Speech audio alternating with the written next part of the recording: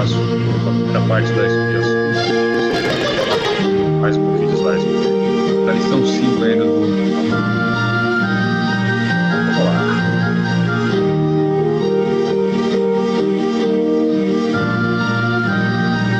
Well, is there anybody here who doesn't have a Book of Mormon? You have to have a Book of Mormon. That's how... Hugh Nibley. Se alguém quiser assistir depois, boa sorte. Vamos lá. Beleza, então nós falamos na aula passada que Adão foi o arcanjo Miguel e ele teve a participação desde o começo do mundo, né? A criação do mundo, ele que participou da queda. Acabou estourando o pneu aí do vizinho. Mas tudo bem. Ele participou da queda e ele teve a participação especial confortando Cristo durante a expiação. E ele ainda vai fazer parte até o fim dessa terra. Então Adão ainda não terminou seus trabalhos. Adão virá como ser ressurreto para poder trabalhar com todas as chaves do sacerdócio para restaurar. Isso vai ser em Spring Hill, Adão onde Amã. Isso é uma coisa que vai acontecer com um grupo seleto de pessoas. Então, a gente tem essa escritura aí em 2 Nef 9. Está aqui a importância de a gente estudar, né? E essa pergunta que vem para todo mundo. O que aconteceria com o nosso corpo se não houvesse expiação? O que aconteceria ao nosso espírito? Então, essa é uma pergunta que nós temos que saber. Nós vimos que Adão e Eva trouxeram a queda para todos nós e, de presente, nós herdamos as duas mortes, a morte física e a morte espiritual. E nós comentamos no primeiro vídeo o que aconteceria com a morte física. Por nós morrermos, nós separaríamos do corpo. É isso que acontece com todo mundo, né? Você morre, você separa. Vamos supor que esse aqui é o espírito, né? Então, o corpo do espírito separa, né? O espírito vai para um lugar preparado por Deus, que é o mundo espiritual. E o corpo vai para a terra. E não existe mais ressurreição. Mas depois isso é possível, né? Depois, com a ressurreição de Cristo, ele pagou por todos nós. Então, é possível a ressurreição. Mas o espírito, nós comentamos também que se o espírito ficasse vagando, ele seria um diabo, um anjo de um diabo, como está lá em 2 Nef 9. Então, vamos dar uma olhada lá. A escritura é forte, né? Escritura pesada para a gente pensar aí. Então, dá uma olhada. Desde o 6. Né? Então, diz assim. Deixa eu colocar bem aqui em cima. Pois como a morte tem efeito sobre todos os homens, para que seja cumprido o plano misericordioso do grande Criador, deve existir um poder de ressurreição, e a ressurreição deve vir ao homem em razão da queda. É o que falou, né? Adão caiu, e a ressurreição veio e redimiu da queda. Levantou de novo. Cai, morre, levanta e ressuscita. Queda vem em razão da transgressão. A transgressão de Adão não é um pecado, e os homens se tornaram decaídos se for afastados da presença do Senhor. Então, é por isso que surgiu essa expiação infinita. Nós falamos porque se a expiação não fosse infinita, esta corrupção não poderia revestir-se de incorrupção. Portanto, o primeiro julgamento que recaiu sobre o homem deveria ter durado eternamente. Que o primeiro julgamento foi a morte espiritual. E se assim fosse, essa carne teria que apodrecer e desfazer-se em sua mãe terra para não mais se levantar. E aí vem os Os, né? Esse é o capítulo dos Os. Né? A sabedoria de Deus, sua misericórdia e graça. Pois eis que se a carne não mais se levantasse, nossos espíritos estariam à mercê daquele anjo que caiu da presença do eterno Deus e tornou-se o diabo para não mais se levantar. E o nosso espírito deveria tornar-se como ele, e nós nos tornaríamos diabos, anjos de um diabo, a fim de sermos afastados da presença de nosso Deus, permanecemos com o pai das mentiras em miséria, como ele mesmo, assim como aquele ser que enganou nossos primeiros pais, que se transformou quase em um anjo de luz, incita os filhos dos homens a combinações secretas de crimes e toda sorte de secretas de obras de trevas. E aí existe esse monstro, morte e inferno, que é a morte do corpo e também a morte do espírito. O apóstolo Paulo pergunta: "O death, where is thy sting?" Como é que é em português? Ó morte, onde está teu aguilhão? Ó sepultura, onde está a tua vitória? Essa é uma pergunta que ele faz, como o Nef começa a falar como se fosse um... Estou misturando as línguas aqui. Ele começa a falar como se fosse um salmo, né? Então, que é uma coisa mais abstrata, né? Para se entender. Por causa do caminho de libertação de nosso Deus, o Santo Israel, essa morte do qual falei que é física, libertará seus mortos. Essa morte é a sepultura. Depois que Cristo ressuscitou, muitos santos ressuscitaram e apareceram na cidade a muitos. Isso tem lá na Bíblia, em Mateus, tem aqui no livro de Mórmon também nas Américas, porque ele mandou o profeta Samuel, o Lamanita, falar sobre isso. E quando Cristo apareceu aqui, perguntou para Nefe, para os outros, por que eles não tinham anotado aquilo. Eu disse ao meu servo Samuel que profetizasse que no dia da minha ressurreição, muitos santos ressuscitariam e apareceriam aos vivos. E não foi assim? Então, não foi sim, senhor. Então, por que vocês não escreveram? Ele mandou que se anotasse aquilo. Então, depois que Cristo ressuscitou, as pessoas começaram a ressuscitar. Muitos santos já estão ressuscitados, estão só aguardando para a continuação no milênio, para os outros trabalhos que eles vão ter. Isso já é uma outra aula, né? Quem que vai estar aqui na Terra, quem que não vai estar, isso aí já não faz parte dessa aula. Mas essa morte da qual ele falou, que é a morte espiritual, vai libertar seus mortos, que é o inferno. Então, as pessoas falam, se morreu, foi para o inferno. De certa forma, está certo, né? Porque o que é o inferno? O inferno é uma divisão do mundo espiritual. Não é um reino exatamente. O lago de fogo e enxofre é depois, né? Depois as trevas exteriores. Isso é depois do julgamento. As pessoas vão os 3 graus de glória e para as trevas exteriores. Mas o inferno aqui é o mundo espiritual, onde as pessoas vão para a prisão espiritual. As pessoas que morrem sem as ordenanças do batismo, por exemplo, elas ficam lá aguardando. Elas não têm luz, elas não têm como progredir. E elas precisam que alguém aqui na Terra faça esse serviço por elas. Por isso que nós fazemos esse trabalho no templo. Mas quando ele fez esse trabalho da expiação, ele conseguiu ligar essa ponte, ele conseguiu libertar os mortos. É o que diz aqui, né? Morte e inferno deverão libertar seus mortos, e o inferno deverá libertar seus espíritos cativos, e a sepultura deverá libertar seus corpos cativos. E o corpo e o espírito dos homens serão restituídos um ao outro, e é pelo poder da ressurreição do Santo Israel. Então, voltou a ressurreição, né? A restauração. E aí continua. É um dos capítulos mais importantes do livro de Mórmon. Esse aqui, Alma 34, para você entender a expiação. Você tem que estudar bastante esse capítulo aqui, então. Então, o que aconteceria? Nós seríamos diabos, anjos de um diabo. Né? Nós não teríamos a redenção nenhuma que foi prometida para o Senhor. Então, vamos lá. Vamos mais para frente ver algumas coisas aqui. Temos aqui uma declaração do Elder Christofferson. Por meio de sua expiação e ressurreição, Jesus Cristo venceu todos os aspectos da queda. A morte física será temporária. E até a morte espiritual terá fim, no sentido que todos voltaremos à presença de Deus, olha só, ao menos temporariamente para sermos julgados. Talvez não na presença do Pai, mas da presença do Filho todo mundo vai. O Pai não visita outro que não seja o celestial. Então, a oportunidade de falar com Ele é agora, nessa vida. Depois talvez não. Mas todos nós vamos ser julgados. E aí o que acontece? Ele fala que ele venceu, né? E pergunta se a gente em alguma ocasião sentiu gratidão por Cristo ter vencido a morte física e a morte espiritual.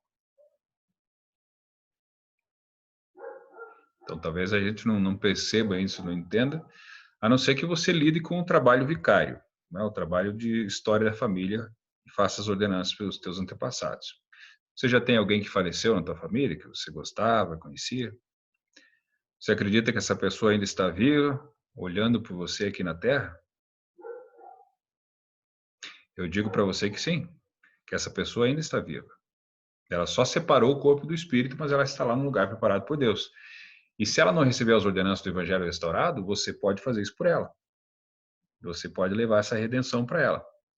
E ela guarda isso. E ela vai se tornar um mensageiro comissionado do outro lado para poder levar o Evangelho para outras pessoas também. E aí você vai ter essa gratidão por saber que a morte é só temporária, uma separação temporária, mas que Cristo pagou por isso. Muito bem. Então, em Mosias capítulo 15, do 7 ao 9, a gente tem lá também mais escrituras. Né? Desse modo será conduzido, crucificado e morto, a carne sujeitando-se à morte. a vontade do Filho, sendo absorvida pela vontade do Pai. E assim rompe Deus as ligaduras da morte, havendo conquistado a vitória sobre a morte, dando ao Filho o poder de interceder pelos filhos dos homens. Havendo ascendido ao céu, tendo as entranhas cheias de misericórdia, estando cheio de compaixão pelos filhos dos homens, interpondo-se entre eles e a justiça, havendo rompido as ligaduras da morte e tomado sobre si as iniquidades e as transgressões deles, havendo-os redimido e satisfeito as exigências da justiça. Então, Cristo que ressuscitou, venceu a morte. As ligaduras da morte, as correntes, as cadeias que nos prendiam. Aí, ele fez a vitória. As entranhas da misericórdia foram abertas em todas as criaturas. Todas elas sentiram compaixão pelo sacrifício dele e permitiram a volta de todos os elementos. Talvez seja propício mostrar uma coisa para vocês aqui. Vamos ver. Como que a gente pode saber sobre... Deixa eu ver onde é que tá. Não está nesse aqui, não. Espera aí que eu já trago. Deixa eu ver.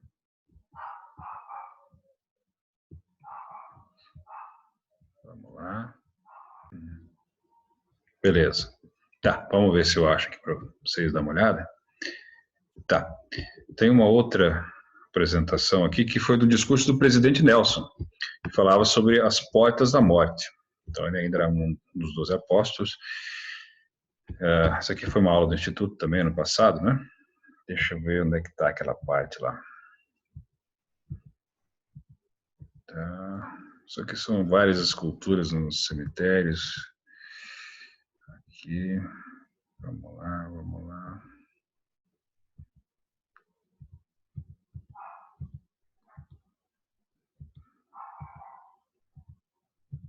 Peraí, estou chegando lá. Aqui. Então a gente pensa, depois que ele fala da morte e a ressurreição, o espírito, o inferno e a morte vão libertar seus espíritos cativos. E a sepultura vai libertar seus corpos cativos. E o corpo e o espírito novamente serão ressuscitados. Então o que isso tem a ver com pão? Né? Então tá lá uma citação do presidente Nelson, né? Deixa eu ver, bota lá. O Senhor que nos criou no princípio certamente tem o poder para fazê-lo outra vez. Os mesmos elementos que existem agora em nosso corpo ainda estarão disponíveis a seu comando. O mesmo código genético singular existente agora em cada uma de nossas células vivas poderá ser utilizado para formar novas células futuramente. O milagre da ressurreição, que será extraordinário, é admiravelmente semelhante ao milagre da nossa criação. Você acredita na criação, você acredita na ressurreição. Então, ele é a mesma coisa que fazer um pão. Ele conhece todos os ingredientes e ele sabe fazer de novo. Ele comanda e as coisas obedecem. Né? E ele é o pão da vida, né? Pode fazer com que isso aconteça. E você vai ter o seu corpo de volta, perfeito na sua estrutura e na sua forma. Né? Então, isso vai acontecer com todas as pessoas que já morreram. Né? Além de livrar toda a humanidade da morte física e espiritual, deixa eu colocar aqui em cima, resultantes da queda, Jesus Cristo pode nos livrar da morte espiritual causada por nossos próprios pecados. Existe a morte espiritual, que vem uma herança da queda. Depois dos 8 anos de idade, que é a idade da responsabilidade, nós começamos a pecar. A partir do momento que nós temos conhecimento das leis. Existe uma idade de consciência aí que precisa de ser entendida. E nós começamos a cometer pecados quando nós entendemos a lei. Conhecemos o certo e o errado, o bem e o mal, o santo e o profano. Fomos alertados pelas Escrituras, pelo Espírito Santo, e já temos um entendimento e vamos contra a vontade de Deus, sabendo o que estamos fazendo. E aí, nesse caso, nós já morremos espiritualmente, nós precisamos nos arrepender e voltar. Tá? Então vamos lá, vamos ver o que acontece aqui no restante da apresentação. Então, o que significa essa palavra intercessão que ele fará por todos nós? É o ato de se colocar entre duas partes para reconciliar as divergências. Nesse caso, Jesus intercede entre nós e Deus a fim de reconciliar a quebra do relacionamento causado pelos pecados. Depois que ele efetuou a expiação e a ressurreição, ele criou essa intercessão. E o véu do templo se rompeu, de cima a baixo. A partir daí a gente começa a entender qual que foi essa intercessão que ele fez, né, para os filhos dos homens. O livro de Mórmon nos ajuda a entender como a expiação de Jesus Cristo salva as criancinhas e as pessoas que morreram sem receber o conhecimento do Evangelho e ser batizadas. Então, talvez na Bíblia isso não fique muito claro, devido às algumas alterações que foram feitas, né? Joseph Smith falou que são 3 motivos principais pelos quais a Bíblia nem sempre está correta. Tradutores ignorantes, copistas descuidados e sacerdotes iníquos. Através dos séculos eles fizeram muito isso. E quem estuda a Bíblia, ou como é que ela foi traduzida, né, depois do rei Jaime, o rei Tiago, 1611, começou a ter essa possibilidade das pessoas lerem a Bíblia também. Com a invenção da imprensa, em Gutenberg, na Alemanha, no ano 1400, depois William Claxton, na Inglaterra, já no século XVI, as pessoas começavam a ter a Bíblia em casa, podiam ler. Antes disso, ninguém tinha acesso. Mas até lá, muitas das coisas se perderam. E a Bíblia não existia, eram livros separados. Cada apóstolo, cada profeta escrevia o seu livro e depois que as pessoas foram juntar. Não existia a Bíblia como existe hoje. Por isso que o Senhor faz essa pergunta lá em 2 Nefe 29. O livro de Mórmon ajuda a entender muito sobre isso. O que é a Bíblia? O que é a Escritura? O que é o livro de Mórmon? Né? São relatos do que o Senhor fala para os profetas e eles escrevem. Não deveis supor, porque tendes uma Bíblia, que tendes todas as palavras minhas. Não deveis supor que eu não fiz com que se escrevesse mais. Porque eu falo a todos os homens, nas ilhas do mar, no norte e no sul, para que escrevam as coisas que eu digo. Pelas coisas que forem escritas, o mundo será julgado. E assim como tem dessas tribos, né, nós temos 2 tribos já, Judá e de José, e provavelmente as outras tribos tenham coisas escritas também. Mas o livro de Mórmon nos traz esse entendimento muito claro.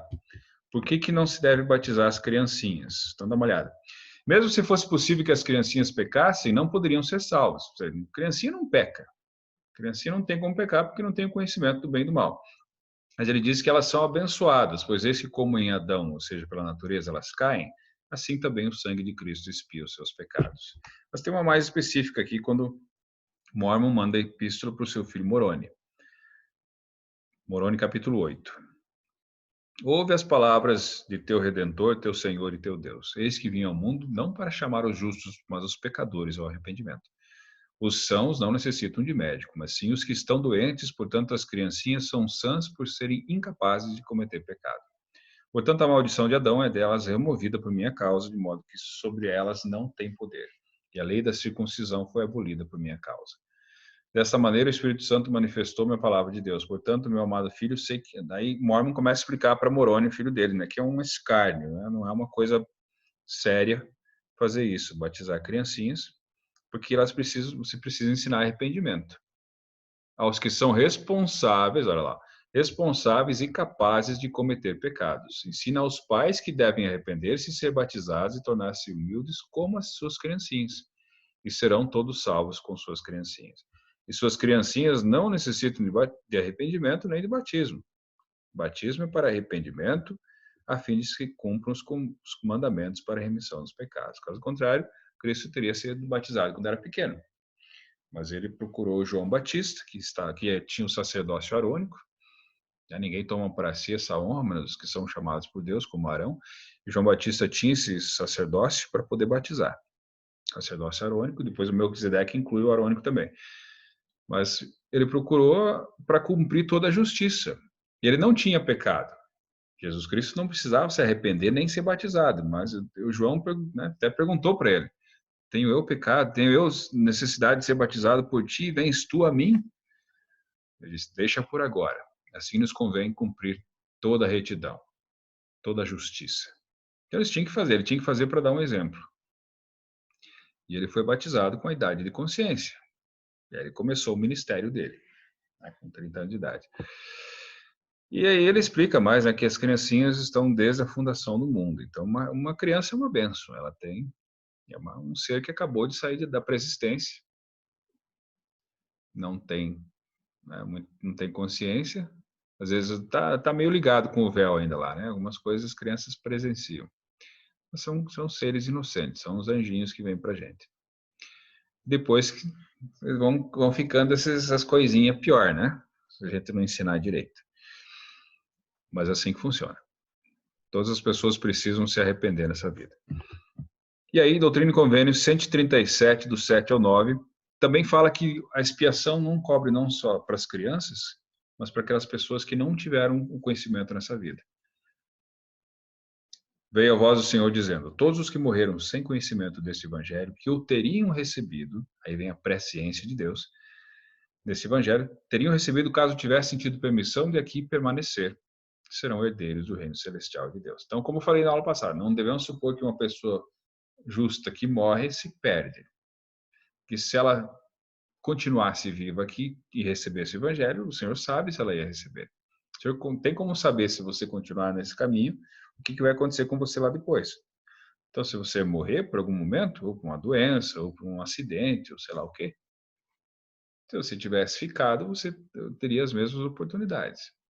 Olha lá, serão herdeiros do reino celestial de Deus. Também todos os que morreram daqui em diante, sem conhecimento dele, que o teriam recebido de todo o coração, serão herdeiros desse reino. Então, o Senhor fala essa escritura na restauração do Evangelho agora, depois de 1830.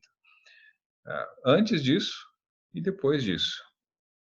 Pois eu, o Senhor, julgarei todos os homens segundo suas obras, segundo o desejo de seu coração. E isso fica o irmão de Joseph, Alvin Smith, que assim como ele, veio essa revelação para toda a humanidade. Quando Joseph teve a visão do reino celestial, ele viu todo mundo lá. Abraão, Isaac, Jacó, Adão. Viu o pai dele e viu Alvin também. Eles, mas o que Alvin está fazendo lá, né? Se ele não foi batizado. O Senhor disse, né? Quem não foi batizado, quem não nascer da água e do Espírito, não poderá entrar no reino de Deus. E aí o Senhor deu essa revelação para ele, que ele teria aceitado. Aliás, Alvin era um dos candidatos a ser o profeta, né? Se vocês leem o livro lá, Santos, né? Aí vocês vão saber um pouco mais. Mas tudo bem. Pois eis também que seu sangue expia os pecados dos que caíram pela transgressão de Adão, que morreram sem conhecer a vontade de Deus acerca de si mesmos, ou que pecaram por ignorância. As pessoas que não tiveram oportunidade, pecaram por ignorância, não sabiam o que estavam fazendo, será tolerável para eles, né? Como ele diz, na primeira ressurreição, as nações pagãs vão ressurgir. Os santos nem tanto, né? Os santos que não se arrependerem estão no meio do joio, né? Se não virar joio, então tem que se cuidar com isso. Como diz Joseph Smith, né? Os santos mal escaparão das calamidades dos últimos dias.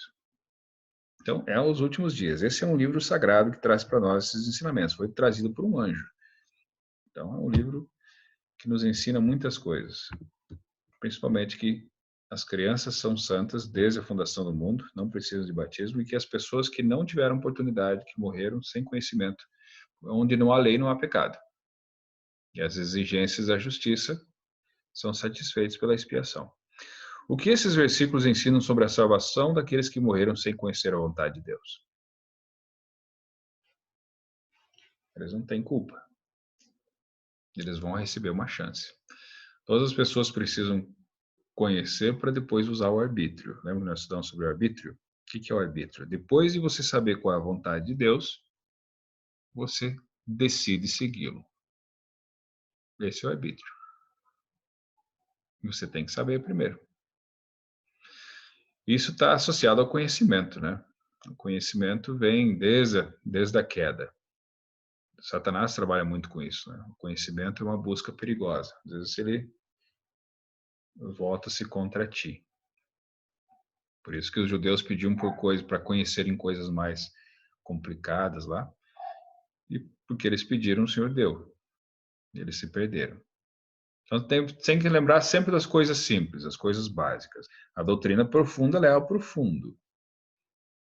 Então, todas essas coisas que você aprendeu hoje, tem que lembrar que você precisa sempre ter fé em Cristo, se arrepender e ajudar as pessoas. Caso contrário, de nada vale. Né? Por meio da expiação, o Salvador obteve perfeita empatia para entender-nos e ajudar-nos a suportar as circunstâncias difíceis da mortalidade. Tá. Nós temos essa escritura lá em Alma. Deixa eu ligar aqui para a gente ver. Vamos lá. Será que eu liguei? Vamos lá.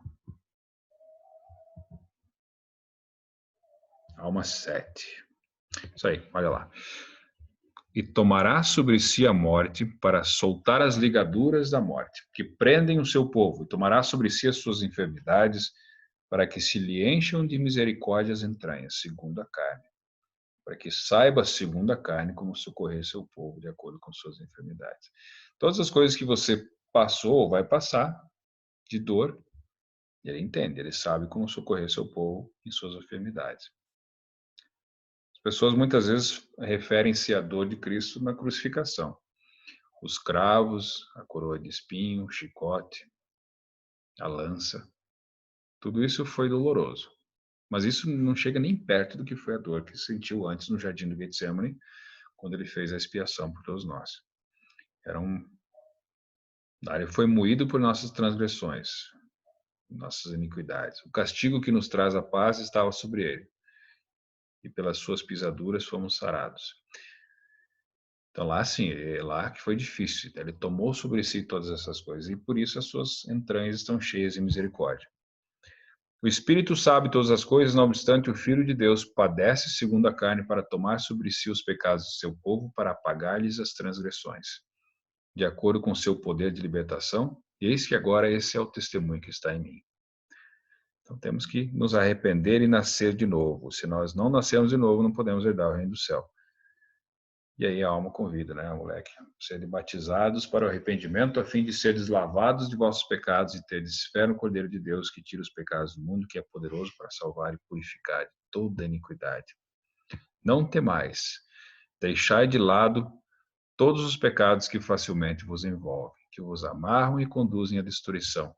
Adiantai-vos e mostrai ao vosso Deus que desejai arrependei-vos de vossos pecados e fazer com ele um convênio de guardar seus mandamentos e testemunhar-lhe isso hoje, entrando nas águas do batismo. Aí ele continua esse capítulo, ótimo capítulo. Quem fizer isso de agora em diante, guardar os mandamentos, fizer essa promessa, vai ter o perdão dos pecados, vai receber o dom do Espírito Santo. E para nós serve da mesma maneira. Nós que já fomos batizados e confirmados em sua igreja, nós temos também que nos arrepender, continuar nos arrependendo e, através do sacramento, renovar esses convênios. Mas uma coisa é certa, ele sabe exatamente o que você está passando. E muitas vezes ele vai te dar como que eu posso dizer? Uma pequena amostra de que todas essas coisas podem passar. Às vezes vai acontecer de algum dia você notar que está tudo diferente. De repente parece que um dia está tudo quieto, tudo calmo. É o que eu chamo de suspensão de julgamento. Tem dias que ele suspende o julgamento, ele tira a mão, ele deixa leve. Daqui a pouco volta, porque você precisa passar por isso. É como se tivesse uma nuvem muito escura e de repente você vê o raio de sol. Você sabe que o sol está lá atrás, que uma hora a nuvem vai passar. Mas que você deve suportar bem. Se a suportares bem, como diz para Joseph, será exaltado. Então essa vida é para isso. Ele diz que nós devemos tomar sobre nós o seu jugo, que é leve, o seu fardo é leve, o seu jugo não é pesado, né? Então esse jugo, né? Tomai sobre si o meu jugo. E é uma coisa que foi customizada para você levar por um certo tempo na tua vida. Então não quer dizer que ele vai tirar as tuas dores. Você não deve nunca orar por fardos mais leves. Você deve orar por ombros mais fortes. Por que Jesus Cristo tomou sobre si nossas dores, aflições, enfermidades e outras condições? Para que saiba socorrer seu povo nas suas necessidades. Ele tem como ajudar. Mas ele não vai tirar o sofrimento total, porque você precisa entender algumas coisas.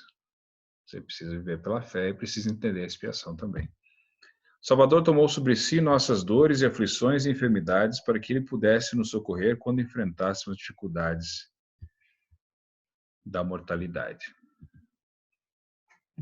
Está falando aqui o Elder Holland. Testifico que a expiação do Salvador nos livra não só do fardo de nossos pecados, mas também do fardo de nossas tristezas e mágoas, de nossas decepções e desespero. Da confiança inicial nessa ajuda é que extrairemos uma razão e uma forma de melhorar o incentivo para nos livrar de nossos pecados e trabalhar para a nossa salvação.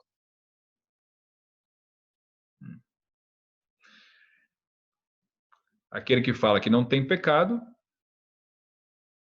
a verdade não está nele, porque todos pecaram e destituídos estão da glória de Deus. É o que diz as Escrituras. Então, num grau ou em outro, nós pecamos. Isso faz com que nós afastemos a presença de Deus. Precisamos sempre nos arrepender e seguir o seu exemplo.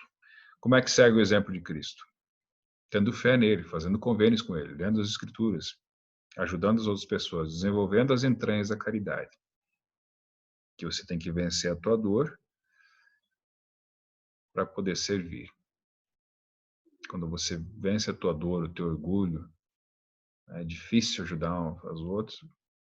Quanto mais difícil é, mais você se aproxima dele, mais você consegue aprender sobre ele. E aí, para terminar aqui, 2 perguntas, né? Como a confiança na expiação do Salvador pode afetar suas ações e sua perspectiva eterna? Então, você precisa saber disso. Você precisa ter um testemunho de que você vai ressuscitar. Que esse teu corpo, que se tiver alguma enfermidade agora, alguma doença, alguma limitação, ele vai ser restaurado. E vai ser restaurado de acordo com a tua fidelidade. Você pode ter 3 tipos de corpos. A gente vai ver isso depois. Glória do sol, glória da lua e glória das estrelas. E as estrelas diferem de glória uma da outra. Então, no celestial vai ter gente um pouquinho mais que o outro. Como o entendimento de alma, 7, 11 a 13, ajuda quando você enfrenta dificuldades. Então, nunca diga que ele não sabe o que você está passando. Somente porque ele não tira o teu sofrimento. Ele sabe. Mas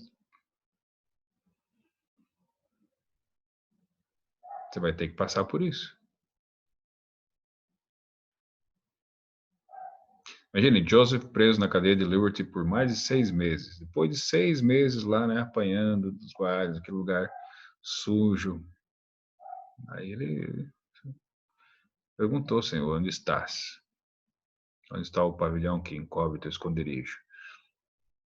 Aí o Senhor mandou paz para ele, né? E a gente, às vezes, fica um dia ou 2 aí com alguma coisa e já reclama. A tua perspectiva precisa ser eterna. Você não sabe quanto tempo você vai sofrer, o que você vai passar. Mas você sabe que vai passar. E é para o nosso bem. Todas as experiências são para o nosso bem. Então precisamos entender que ele passou por todas essas coisas, que ele tem o poder de nos livrar, de acordo com a sua misericórdia. E de acordo com a nossa fé também. Se de repente a sua fé é grande, você precisa desempenhar um trabalho, ele vai te aliviar o fardo. Mas isso é de acordo com a vontade dele. Então eu sei que essas coisas são verdade, que Jesus Cristo pagou pela morte e pelo pecado. E por causa disso todos nós podemos ter esse fardo aliviado. Muito bem, então essa foi a segunda parte da lição sobre a expiação. Muito bem. Continuamos na próxima semana. Digo essas coisas em nome de Jesus Cristo. Amém.